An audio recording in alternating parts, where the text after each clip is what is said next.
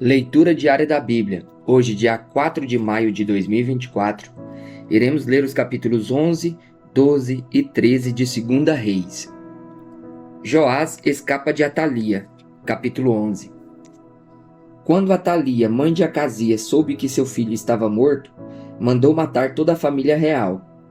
Mas Jeozeba, filha do rei Jeorão e irmã de Acasias, pegou Joás, um dos filhos do rei que iam ser assassinados, e o colocou num quarto com a sua ama, para escondê-lo de Atalia. Assim, ele não foi morto. 6 anos ele ficou escondido com ela no templo do Senhor, enquanto Atalia governava o país. No 7º ano, o sacerdote Joiada mandou chamar à sua presença, no templo do Senhor, os líderes dos batalhões de 100, dos cários e dos guardas, e fez um acordo com eles no templo do Senhor com juramento. Depois lhes mostrou o filho do rei e lhes ordenou: vocês vão fazer o seguinte: quando entrarem de serviço no sábado, uma companhia ficará de guarda no palácio real, outra na porta de Sur, a terceira na porta que fica atrás das outras companhias. Elas montarão guarda no templo por turnos.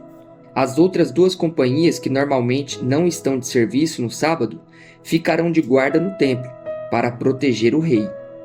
Posicionem-se ao redor do rei de armas na mão. Matem todo o que se aproximar das suas fileiras. Acompanhem o rei aonde quer que ele for. Os líderes dos batalhões de 100 fizeram como o sacerdote Joiada havia ordenado. Cada um levou seus soldados, tanto os que estavam entrando em serviço no sábado, como os que estavam saindo, ao sacerdote Joiada. Então ele deu aos líderes dos batalhões de 100 as lanças e os escudos que haviam pertencido ao rei Davi e que estavam no templo do Senhor. Os guardas todos armados posicionaram-se em volta do rei, junto do altar e em torno do templo, desde o lado sul até o lado norte do templo. Depois, Joiada trouxe para fora Joás, o filho do rei, colocou nele a coroa e lhe entregou uma cópia da aliança.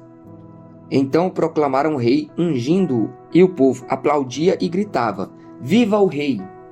Quando Atalia ouviu o barulho dos guardas e do povo, foi ao templo do Senhor onde estava o povo, e onde ela viu o rei em pé junto à coluna, conforme o costume. Os oficiais e os tocadores de corneta estavam ao lado do rei, e todo o povo se alegrava ao som das cornetas. Então Atalia rasgou suas vestes e gritou: Traição! Traição! O sacerdote Joiada ordenou aos líderes dos batalhões de 100 que estavam no comando das tropas: levem-na para fora, por entre as fileiras, e matem à espada quem a seguir, pois o sacerdote dissera: ela não será morta no templo do Senhor. Então eles a prenderam e a levaram ao lugar onde os cavalos entram no terreno do palácio, e lá a mataram. E Joiada fez uma aliança entre o Senhor e o rei e o povo, para que fossem o povo do Senhor. Também fez um acordo entre o rei e o povo.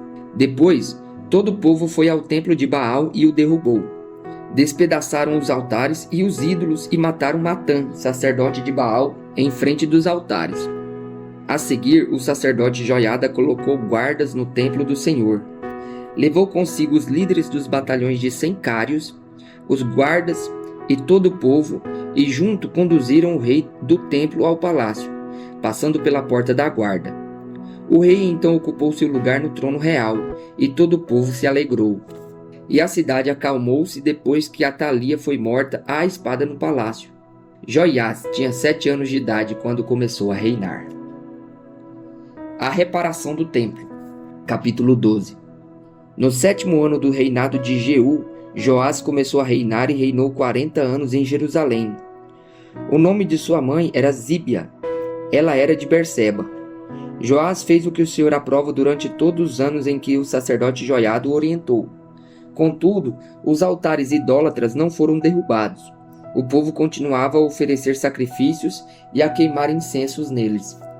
Joás ordenou aos sacerdotes: reúnam toda a prata trazida como dádiva sagrada ao templo do Senhor.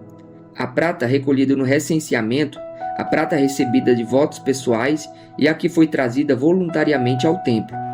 Cada sacerdote recolhe a prata de um dos tesoureiros para que seja usada na reforma do templo.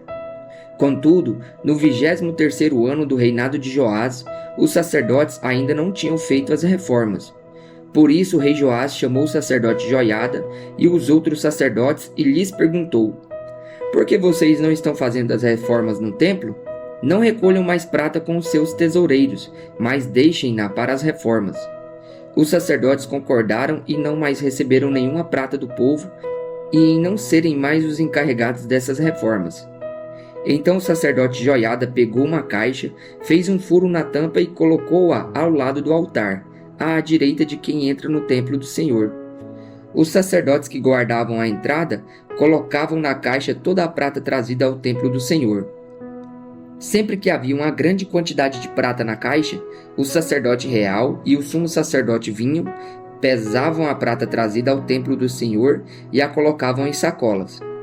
Depois de pesada, entregavam a prata aos supervisores do trabalho no templo. Assim pagavam aqueles que trabalhavam no templo do Senhor: os carpinteiros e os construtores, os pedreiros e os cortadores de pedras. Também compravam madeira e pedras lavradas para os concertos a serem feitos no templo do Senhor e cobriam todas as outras despesas. A prata trazida ao templo não era utilizada na confecção de bacias de prata, cortadores de pavio, bacias para aspersão, cornetas ou quaisquer outros utensílios de ouro ou prata para o templo do Senhor. Era usada como pagamento dos trabalhadores, e eles a empregavam para o reparo do templo. Não se exigia prestação de contas dos que pagavam os trabalhadores, pois agiam com honestidade. Mas a prata das ofertas pela culpa e das ofertas pelo pecado não era levada ao templo do Senhor, pois pertencia aos sacerdotes. Nessa época, Hazael, rei da Síria, atacou Gate e a conquistou. Depois decidiu atacar Jerusalém. Então Joás, rei de Judá, apanhou todos os objetos consagrados por seus antepassados Josafá, Jeorão e Acasias, rei de Judá, e os que ele mesmo havia consagrado, e todo o ouro encontrado num depósito do templo do Senhor e do palácio real, e enviou tudo a Hazael, rei da Síria, que, assim, desistiu de atacar Jerusalém. Os demais acontecimentos do reinado de Joás e suas realizações estão todos escritos nos livros dos registros históricos dos reis de Judá. 2 de seus oficiais conspiraram contra ele e o assassinaram em Bet-Milo, no caminho que desce para Silá. Os oficiais que o assassinaram foram Josabade, filho de Simeate, e Jeozabade, filho de Somer. Ele morreu e foi sepultado junto aos seus antepassados na cidade de Davi, e seu filho Amazias foi o seu sucessor. O reinado de Jeoacás, rei de Israel. Capítulo 13. No 23º ano do reinado de Joás, filho de Acasias, rei de Judá, Jeoacás, filho de Jeú, tornou-se rei de Israel em Samaria e reinou 17 anos. Ele fez o que o Senhor reprova, seguindo os pecados de Jeroboão, filho de Nebate, levava Israel a cometer, e não se afastou deles. Por isso a ira do Senhor se acendeu contra Israel, e por longo tempo ele os manteve sob o poder de Hazael, rei da Síria, e de seu filho Ben-Hadad. Então Jeoacás buscou o favor do Senhor, e este o atendeu, pois viu quanto o rei da Síria oprimia Israel. O Senhor providenciou um libertador para Israel, que escapou do poder da Síria. Assim, os israelitas moraram em suas casas como anteriormente. Mas continuaram a praticar os pecados que a dinastia de Jeroboão havia levado Israel a cometer, permanecendo neles. Até mesmo o poste sagrado permanecia em pé em Samaria. De todo o exército de Jeoacás, só restaram 50 cavaleiros, 10 carros de guerra e 10.000 soldados de infantaria, pois o rei da Síria havia destruído a maior parte, reduzindo-a a pó. Os demais acontecimentos do reinado de Jeoacás, os seus atos e tudo o que realizou, estão escritos nos registros históricos dos reis de Israel. Jeoacás descansou com os seus antepassados e foi sepultado em Samaria. Seu filho Jeoás foi o seu sucessor. O reinado de Jeoás, rei de Israel. No 37º ano do reinado de Joás, rei de Judá, Jeoás, filho de Jeoacás, tornou-se rei de Israel em Samaria e reinou 16 anos. Ele fez o que o Senhor reprova e não se desviou de nenhum dos pecados de Jeroboão, filho de Nebate, levar Israel a cometer. Antes permaneceu neles. Os demais acontecimentos do reinado de Jeoás e os seus atos e as suas realizações, inclusive sua guerra contra Amazias, rei de Judá, estão escritos nos livros dos registros históricos dos reis de Israel. Jeoás descansou com seus antepassados e Jeroboão o sucedeu no trono. Jeoás foi sepultado com os reis de Israel em Samaria. Ora, Eliseu estava sofrendo da doença da qual morreria. Então Jeoás, rei de Israel, foi visitá-lo e, curvado sobre ele, chorou, gritando: meu pai, tu és como os carros e os cavaleiros de Israel. E Eliseu lhe disse: traga um arco e algumas flechas. E ele assim fez. Pegue o arco em suas mãos, disse ao rei de Israel. Quando pegou, Eliseu pôs suas mãos sobre as mãos do rei e lhe disse: abra a janela que dá para o leste e atire. O rei o fez, e Eliseu declarou: esta é a flecha da vitória do Senhor, a flecha da vitória sobre a Síria. Você destruirá totalmente os arameus em Afeque. Em seguida, Eliseu mandou o rei pegar as flechas e golpear o chão. Ele golpeou o chão 3 vezes e parou. O homem de Deus ficou irado com ele e disse: você devia ter golpeado o chão 5 ou 6 vezes. Assim iria derrotar a Síria e a destruiria completamente. Mas agora você a vencerá somente 3 vezes. Então Eliseu morreu e foi sepultado. Ora, tropas moabitas costumavam entrar no país a cada primavera. Certa vez, enquanto alguns israelitas sepultavam um homem, viram de repente uma dessas tropas. Então jogaram o corpo do homem no túmulo de Eliseu e fugiram. Assim que o cadáver encostou nos ossos de Eliseu, o homem voltou à vida e se levantou. Hazael, rei da Síria, oprimiu os israelitas durante todo o reinado de Jeoacás.